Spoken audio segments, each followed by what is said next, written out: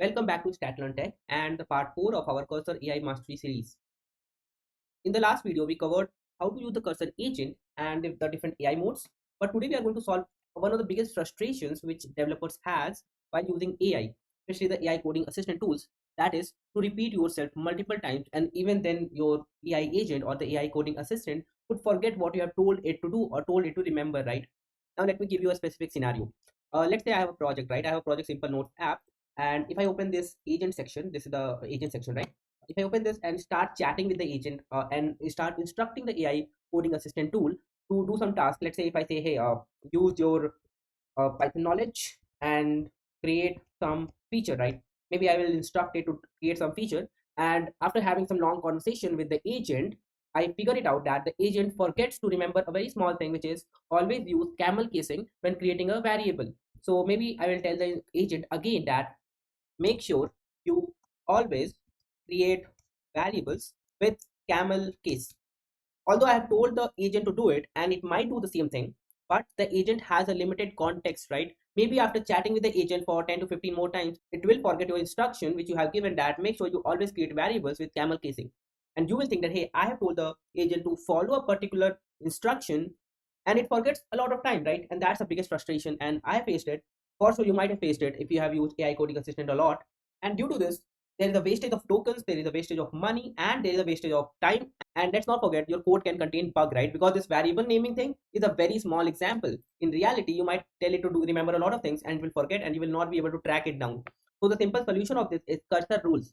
By setting up rules, you give your cursor a permanent memory of your project's architecture, your personal coding style, your personal preferences, and your framework's best practices. So today I'm going to show you how to create rules, and before that I will tell you what exactly are rules.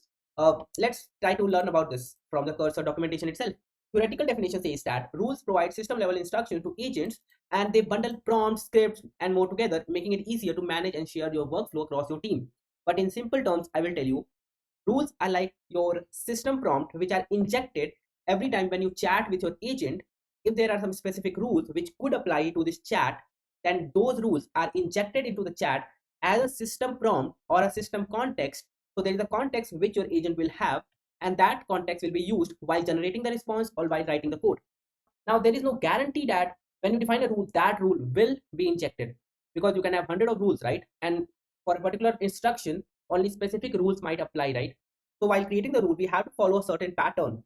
And based on your rules, based on the description of the rules, based on the things you have defined in the rules, it will be applied to your chat if the LLM model thinks so. Rules are of four types. There are project rules, which are, I would say, the most important one. And this is the rule which you will use mostly when you are creating a project, when you are working on a project.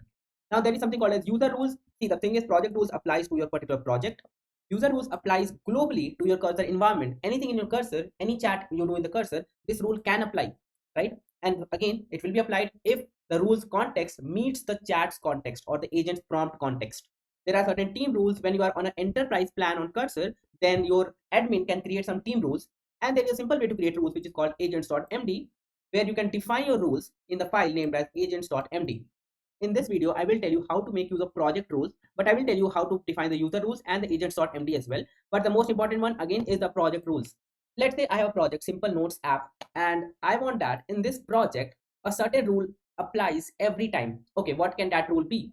My project is about storing my notes, right? Simple notes app stores some notes. In the background, in my code, it deals with certain SQL statements. Maybe I just want that anytime I chat with the agent, it never alters my SQL. I want that the SQL part is something which I will write. I will not allow the agent to change my SQL anytime, or maybe add any SQL anytime. So for that, what I can do while instructing the agent to perform a task, I might say, do not change the SQL. But this is something which I have to do multiple times and many times. Better than that, I'll create a project rule. And how to create a project rule? In your project, create a folder and name it as dot cursor. And in the dot cursor folder, create a folder named as rules. So basically, you have to store your project rules in dot cursor slash rules folder. And now in the rules folder, let me create a new rule. When you create a rule, you have to have the file as a .mdc file. Generally, we have the .md file for documentation, right? But we have the .mdc file, which is markdown for cursor. And this is specifically for writing the rules. So when I say a new file and name it as, let me say, never edit SQL.mdc. Now the cursor specifically knows that this is a rule. .mdc file is a rule. So you will see some extra options when you see this file in your editor, which is this one. This code is already present here, right? Now this is a standard way to create a rule. You have to have these 3 lines, then again 3 lines, and between this you have to define some things like always apply, should can be true, can be false. Now if you say always apply as true, no matter what is the context going on in your chat, this rule will always be applied. When you say this is false, so you might have seen this is now apply manually. You will have to apply this rule manually, and I will tell you how to apply the rules manually as well. You have other options as well. When you say always apply, it will be true. The always apply section will be true. When you say apply intelligently, this will be false. It means your agent will decide, is this rule relevant to be applied to your chat or not. So when you select this section, you will have to add some description to the rule. So let me add a description that never reveal, edit, or add SQL in my project. Hit enter or save it, and you will see that we have a description as well.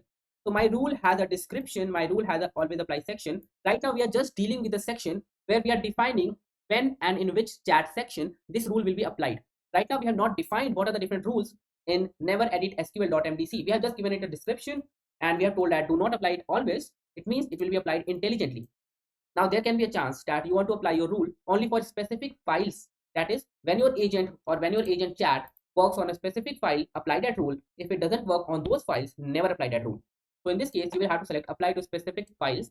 Then you will have to define what are the different file types it will be applied to. So maybe I could say apply to every folder / every file .py. It means all the Python file will be applied. So when you say apply to specific files, then you will have to add the globes section to your rule. I can have the description and the globes together. So maybe I can just have it like this. So here what I have is I have a description in my rule. I have a always apply section. I have a globes. Based on all these things, the rule will be applied in my chat. If the rule is not relevant, it will not be applied. And maybe in this rule, I can just say respond with rule loaded every time. So whenever this rule is loaded, I will get this message rule loaded. So I will know that this rule got added to the context of the chat. I can say do not edit SQL. I can say do not maybe update, change, modify, or reveal. I can say or reveal SQL in agent chat section.